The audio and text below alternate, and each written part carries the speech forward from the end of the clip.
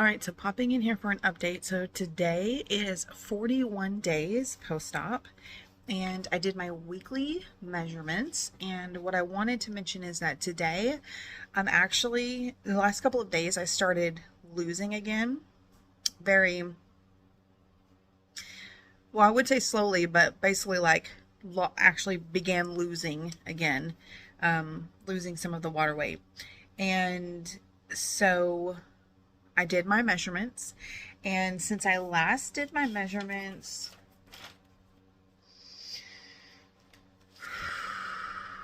2 weeks ago, I have lost 3.5 inches, but I also gained 2.5 inches. Where did I gain? My bust and my left calf, which is really not a shock because that left calf is the one that is, my left leg is the one that's swollen most often.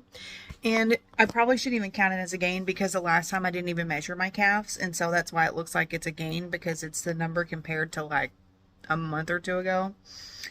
But anyway, so I also went over like my numbers overall. So I compared today's measurements to like my pre-op measurements, knowing that I'm still swollen and everything. So compared to that, my arms are about the same. My bust is about 1/2 inch, so that's probably due to just swelling. My waist, even though it has come down, is still 1.5 inches bigger than I was pre-op. Around my belly button is 2 inches bigger than it was pre-op.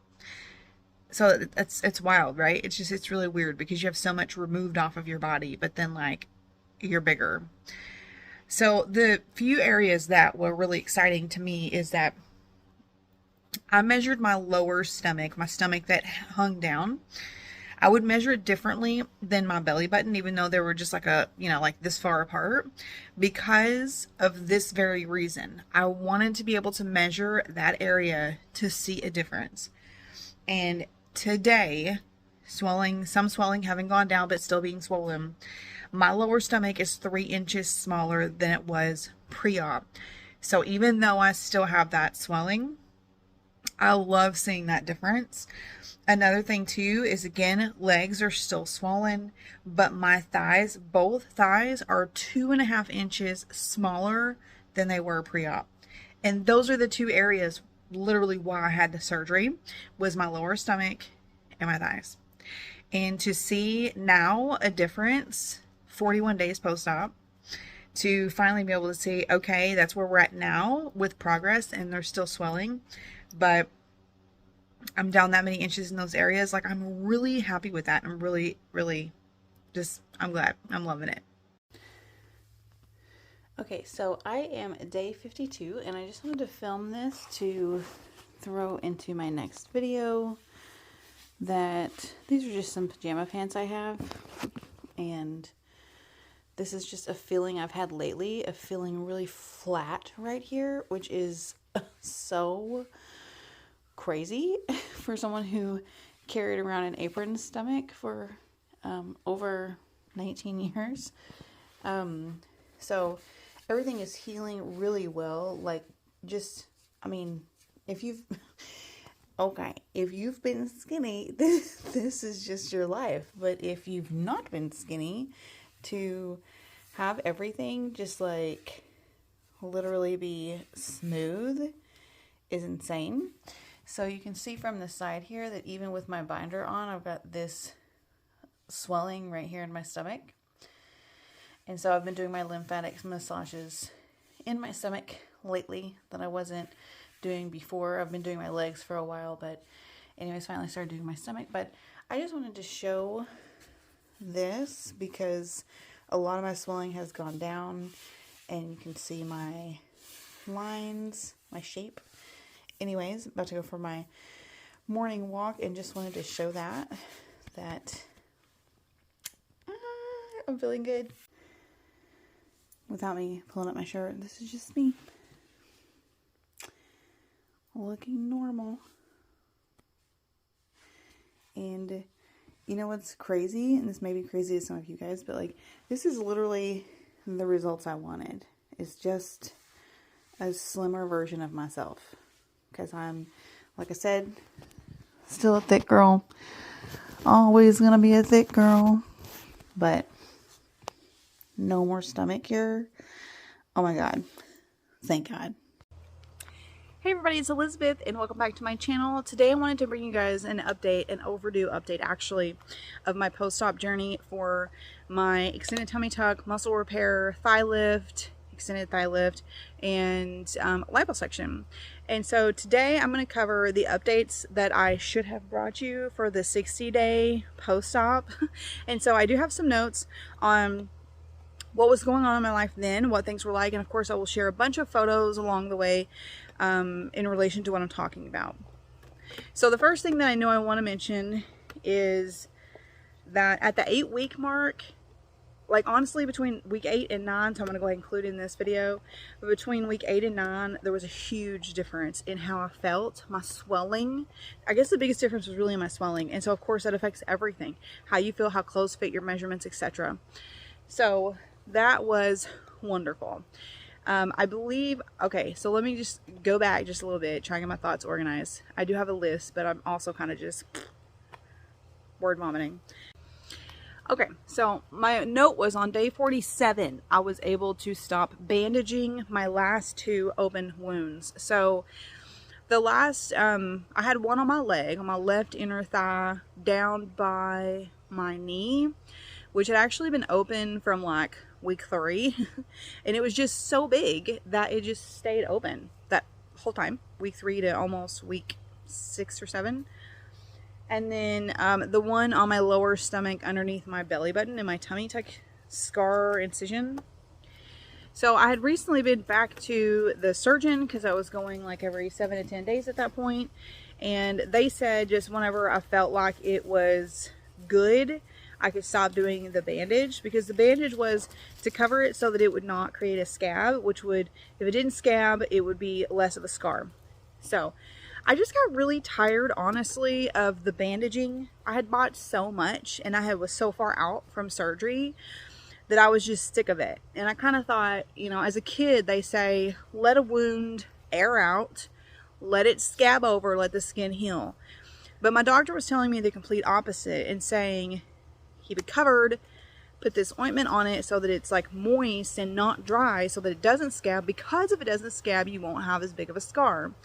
So I thought, okay, both make sense, but if my worst case scenario thing is that my scar is a little bigger or brighter, but I can take this off my daily to-do list, I think I'm gonna do it. So I just did it. I was just like, I'm done, tired of it. So it probably took about another week or a week and a half before the incision under my belly button made like the tiniest scab, because at first my underwear would stick to it, and then every time I would take my underwear down to go to the bathroom, I would pull it off and it would freaking hurt. So like day 2 after that, I put a bandage back on. Day 3, I was tired of it again, went without a bandage, pull it off every time I went to the, it was annoying. Okay, it was annoying. But eventually that healed up, and it still is a different color than everywhere else, but it's like it's healing up and things are good, so that's great. I hope you like the scenery of this video today. I was just doing things out in my garden and I thought, let me just go ahead and film this video while I'm out here, because this is what my channel is normally about, is gardening stuff. Anyways, so by day 43 I was able to start the lymphatic massages. So my doctor, unlike many other doctors, had not told me to do them immediately post-op. I don't know why. I remember him saying at one point it would hurt more than it would do any good. And so at that point, day 43 would have been, I would have been in there for a post-op visit or for some reason, just follow up or whatever. And he said, you can go ahead and start it now.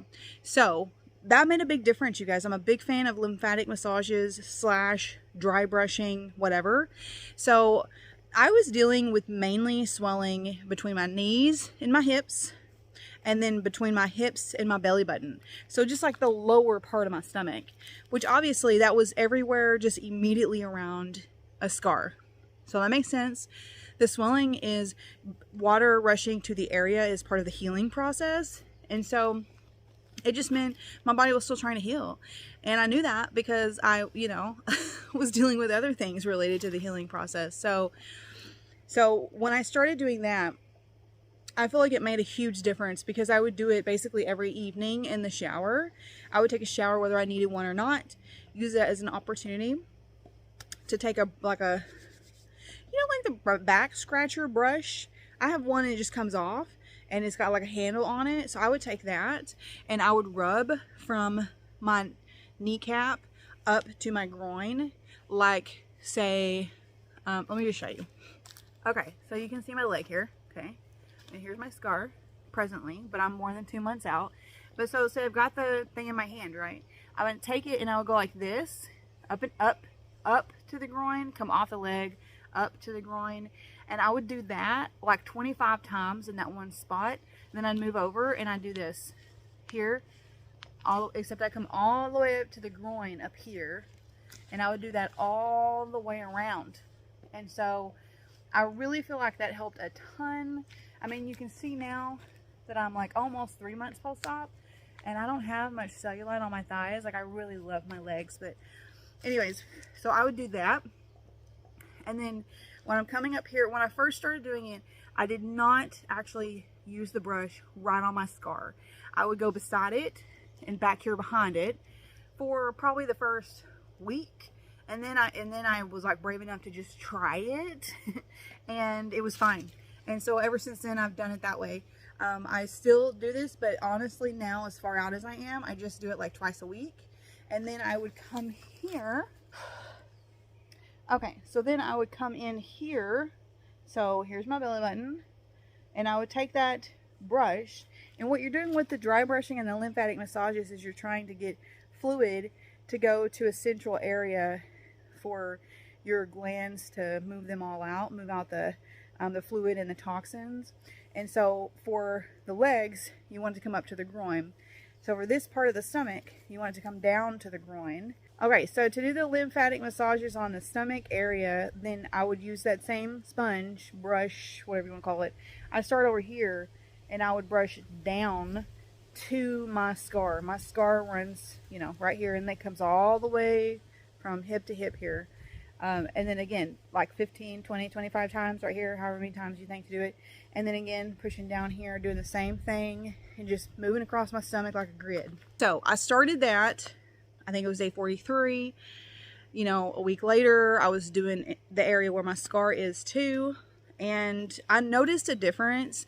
Honestly, I'd say within the first few days. So that made me like motivated to really like keep it up. And because of the liposuction primarily, you do have more swelling towards the end of the day because you've been doing things and on your feet and whatever. So with me doing that shower at the end of the day, I would do that and then I would get out, I'd do my lotion. By then my scars were healed enough that I could start to lotion my scars. I would just avoid the areas where there was the opening still that was still trying to heal because you don't want to get obviously stuff in there. But anyways, going back to that lotioning process, which I did before pre-op, I've always been really big on moisturizing your skin because I feel like it helps you to have healthy skin. And so, but obviously post-op up to day 40, 50, I was not putting lotion on my inner thighs. I was doing my outer thighs because they're fine. But so anyways, at that point, I transitioned to doing it pretty much everywhere. And it did well. It did just fine. And so that was nice. So I would do that and then I would get out and I would put my, you want to call them Spanx, but they're really, what do you call that? It's a garment that goes from your ankles to below your bust is the type that I had. And that one I liked the most. I do have in my description below, there's a link to my Amazon storefront. And I have a board that is just for the supplies I've used pre and post-op for this recovery process. And the longer suit that I got is on there. I did end up having to go back and buy a smaller size. And then before I shrunk out of that one, I just quit wearing that style. And then there's the one that I had that goes from under my bust to mid-calf. And it's more like thin, tight leggings, but it has some support in the stomach area. That one I sized down 3 times. It ended up getting down into a medium in that one. So those are all very helpful. I would wear the different ones depending on what I was doing. The one that went all the way to my ankles is the one I would sleep in. It felt very comfortable and supportive and wonderful, and so that was my go-to for that one. This is funny, but I was just looking back at my notes, and I made a note that on day 50 I could finally tie my shoes myself. And like put my shoes on myself, because even my what are those called, hey dudes, where they just slip on, I couldn't get them on myself because I could slip my foot in, but I couldn't reach to pull the back up to get them fully on. So that was really super annoying for me, because by the time I graduated to the point of going to the bathroom by myself, taking a shower by myself, doing my bandages by myself, I was ready to like not need any more help. I'm fiercely independent, and I was over it. I was tired of needing a child of mine or my husband to literally just pull on a shoe for me, because I literally could not reach it. I just could not. It was too tight. Everything felt way too tight for me to lean all the way down to do that. So anyways, day 50, I was finally able to do that, and that was around the same time that my doctor actually approved me to start my morning walks again, which was great. I remember my first 2 morning walks. I think I might have recorded an upright video, but I don't know if I saved them. But I was literally, you guys, I was so winded, and I was still like kind of limping. I hadn't got my actual stride back from just walking weird. And so I remember feeling weird, and like it just took me a long time to walk a mile. But I was like, hey, whatever, I'm outside, I'm in the sun, I'm doing it, I'm loving it, I'm just stoked to be here, you know. And so day 3 was so monumental to me of walking again, which would have been like day 53 post-op, because I got my stride back. And it's so weird that you're just I was just mid-walk, and all of a sudden I felt comfortable again. And I was like, oh my God, this is how I normally walk. I was like so excited. I called my husband. I was like, yo, I got my stride back. I feel normal. I feel like I'm walking normal. This is so great. So that was wonderful. Everybody's journey with getting back into exercise is going to be so different. And so I really feel like if you're watching these videos, don't compare yourself to others. Use other people's videos and experiences as like a marker or a goal or something, but like don't beat yourself up if you don't just immediately do what someone else has done. So for me, I'm not a huge like exercise person. I love doing certain things to be active. One of them has been walking for a long time, but hiking is another one. I used to love cycling. And so with the walking, it was just like day 4 or 5 that I tried to run, because I was curious. Because if you have excess skin and you're trying to exercise, you know the annoyance of trying to run and stuff flopping all over the place. It's bad enough as women that we've got to like holster up our boobs so that they're not like all over the place. But it's another when you've got literally like leg skin, stomach skin, everything. It hinders your ability to run. It really hinders your exercise. And that's a big reason why my surgeon did my surgery, even though I'm not at goal weight and I'm not skinny. Because one, he could tell by the way my body is built, I'm never going to be skinny. I'm thick and I'm muscular. And so he knew that realistically, if I did lose more weight, it would probably only be 20 or so pounds, which is very realistic for my body.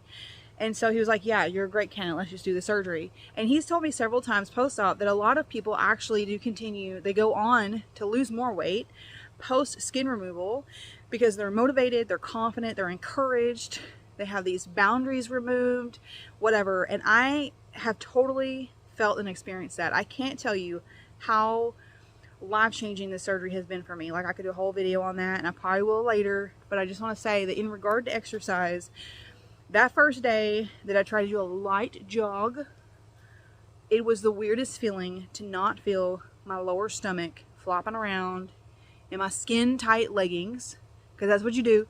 You wear skin tight leggings to try and hold everything in, and you still feel it flopping around, and it wasn't there.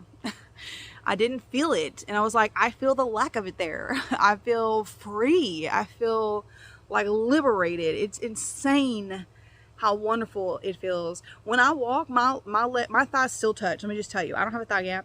My thighs still touch. When I walk and when I run, the tops of my thighs, they touch a little bit, but it's not like massive, and it's not folds of skin, and it's not getting rashes or whatever. It's just they barely touch because they exist near one another, you know? And so it's not bad at all. I mean, there's no rash or anything. And sometimes when I wear super duper tight leggings and I just stand up straight, I do have a thigh gap. But let me just tell you, that's never been a goal of mine because, like I said, I'm thick, I'm made thick. So, and I know that, but anyways, it just makes a big difference with exercise. So so the walking quickly within a week led to jogging. And then I was so motivated, and I remembered back in 2014, I ran a half marathon. I trained for a 5K, ran a couple 5Ks, did some 8 or 9 mile trail runs on hiking trails in Arizona, which was gorgeous. And then I did a half marathon in Nevada. Amazing experience in my life, and a lot of things I loved about being a runner. And to be 39, gonna be 40 next year, and to get back into running and to again accomplish a half marathon it's on my bucket list. Now it's on my list of things to do now, because I think about how amazing it would be to be 40 and to be, you know, running a half marathon, running a marathon, like whatever. And so on that same subject, I just want to mention kind of like a little interrupter here in the middle of this story. It's motivated me exercise wise to actually push myself beyond anything I've ever considered before.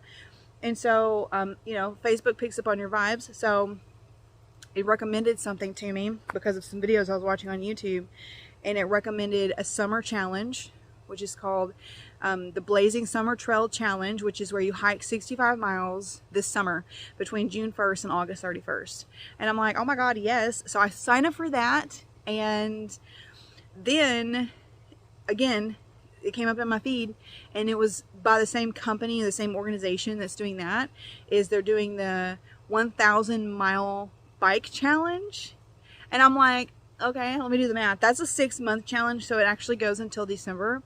That one is a start and stop. The start date is just whenever you join. It's an ongoing challenge. It's happening all the time. So I thought, okay, if I just have to cycle like 42 miles a week, I think it is.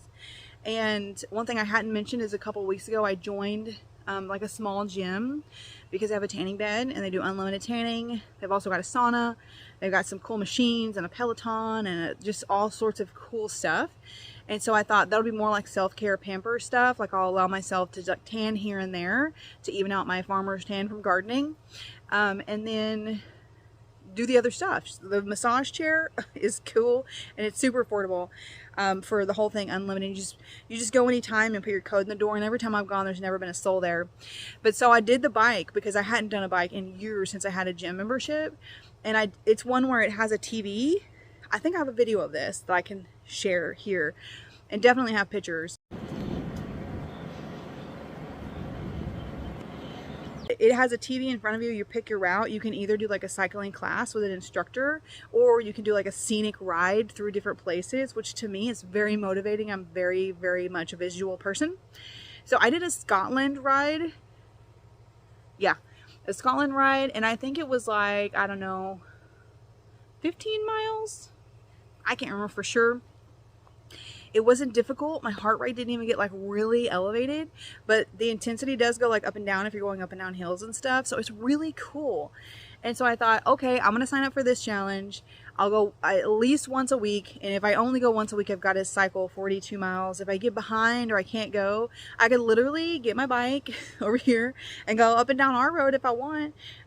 Because I love doing stuff like that. The only thing that stops me from working out every single day is time. And I'm working on my mindset on making self-care a priority. If you guys saw my Google Calendar, you'd already think, oh my God, this woman spends so much time on herself. Because I do. Because it's been a process. I spend an hour and a half on myself every day, every morning, weekday, weekend. That maintains my sanity. That's meditation. That's some form of exercise. That's long hot baths. Oh my God, if you include the baths, it's probably 2.5 hours a day. But anyways, I spend a good amount of time on myself because I have found I have to fill my cup up before I can take care of anybody else. Because if I don't, I'm trying to help someone I love with an empty tank, and I just can't do that. It's just literally not possible. And so my happiness and joy level stays really elevated as long as I remember to take care of me. And I have found certain forms of exercise I actually really enjoy doing. And I think that's the big trick is I couldn't give myself a challenge to do like a boxing class twice a week in the town that's an hour away, because there's so many hurdles in that, you know. It's an hour away, I'm committing so much time, it's a sport I'm not really a fan of, like who cares, you know. So I'd have to work so hard to motivate myself to do that. But if I love cycling and I can go to my thing once a week, hit the tanning bed, do a little, you know, y'all are gonna say it's not good for your skin. I know. In this phase of life where I'm at, I still enjoy it. But, and I don't do it that much. But, anyways, do something like that and then ride that bike for 40 miles, bro.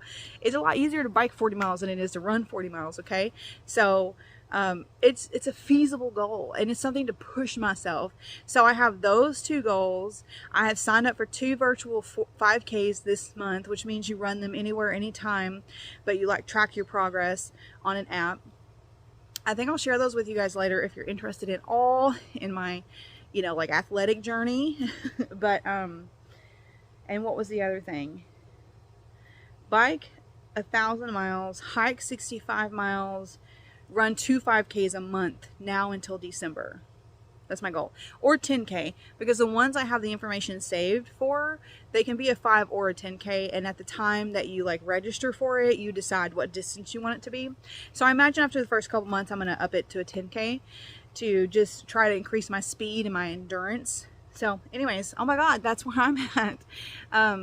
So it's been awesome. I started the Couch to 5K program 3 weeks ago, knowing I would want to eventually do a 5K again and a half marathon. And yeah, I'm in week 3 or 4 of the Couch to 5K. And it just, you guys, it just wouldn't have been possible without the surgery. It just wouldn't have, because I have been a runner with the excess skin and it was such an annoyance. It was a hurdle to overcome.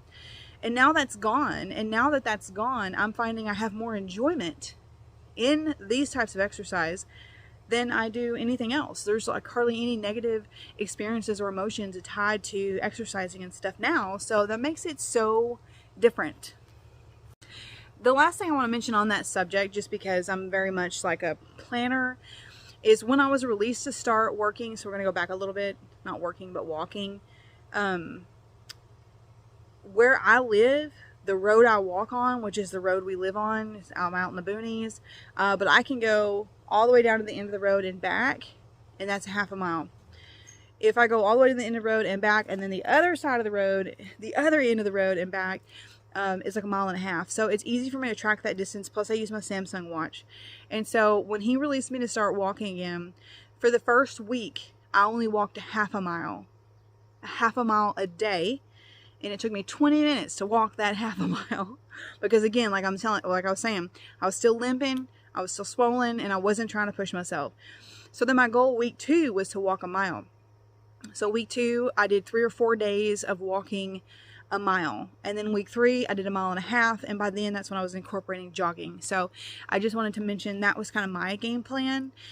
Because I'm a goal setter and my mind works better if I can just like kind of plan things out. And it also helps me to keep an eye on my progress and how I'm doing. So that's what I did. So I hope this was helpful for you guys. I think that's all the information I have for now. Yeah, I'm almost ready to film my 3 months post-op video. So that's crazy. I'm not sure.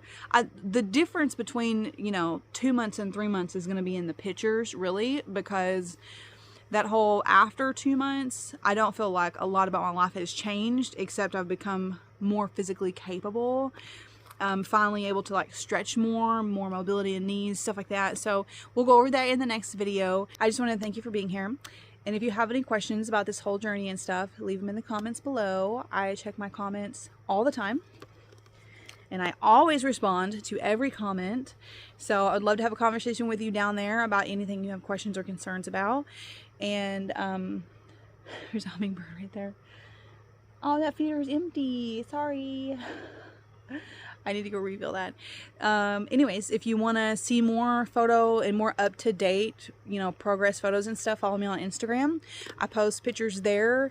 I try to participate in Transformation Tuesday about every other week. I try to every week, and then I usually forget. So, anyways, I share my journey there, and I share pictures and stuff, and then of course lots of like reels and stuff gardening related on Instagram. So anyways, hope you have a great day. I'll see you guys next time.